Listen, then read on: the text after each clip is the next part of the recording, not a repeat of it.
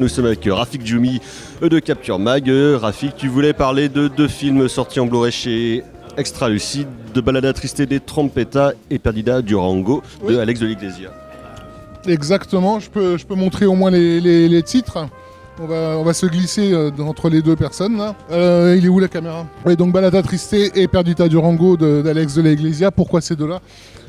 Déjà parce que je pense humblement que Alex de l'Iglesia est le cinéaste européen le plus complet qui soit, dans la mesure où il a débuté dans le cinéma d'horreur dont il maîtrise absolument tous les codes. Donc dès qu'il s'agit de gérer l'ultra-violence, monsieur est parmi les meilleurs.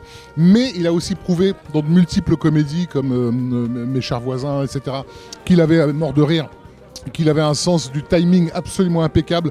Je sais qu'à une époque où je l'avais rencontré, je l'avais comparé à Billy Wilder, ce qui avait l'air de l'avoir pas mal gêné, mais en même temps, je le pense sincèrement, il a vraiment un sens du tempo qui est complètement dingue.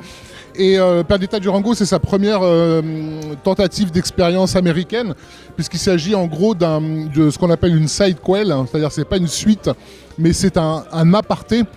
C'est une sidequel de Sailor et Lula, puisque dans le film de David Lynch, vous vous souvenez certainement qu'à un moment donné, il croise un personnage joué par Isabella Rossellini, qui s'appelle donc Perdita Durango, auquel ce film est entièrement consacré.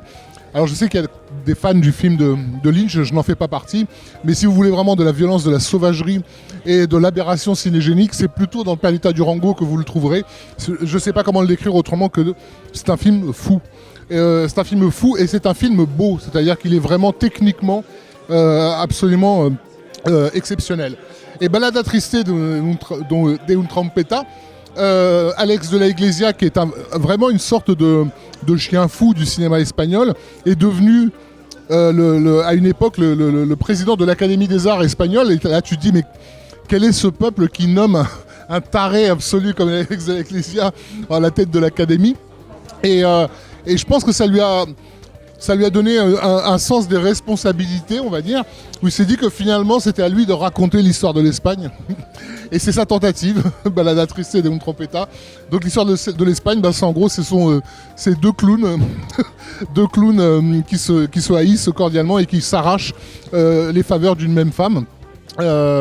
Et cette femme, on peut presque la voir dans le film comme étant l'Espagne elle-même en fait. J'en dis pas trop parce que les gens peut-être le découvriront. Il y a beaucoup à spoiler dans ce film, mais on passe vraiment je sais pas moi, du cinéma de Todd Browning à celui de George Romero pour rejoindre du Don Siegel. Enfin, quand je dis que c'est le cinéaste européen le plus complet, c'est vraiment parce qu'il donne l'impression de, quel que soit le genre qu'il touche, quelle que soit la cinématographie qu'il touche, il sait exactement comment le faire et comment le gérer. Donc voilà, ça sera mes 2 recommandations. Et puis bon, tant qu'à faire, faites-vous toute la carrière d'Alex de l'Iglesia si vous en avez la possibilité. Merci beaucoup Rafik.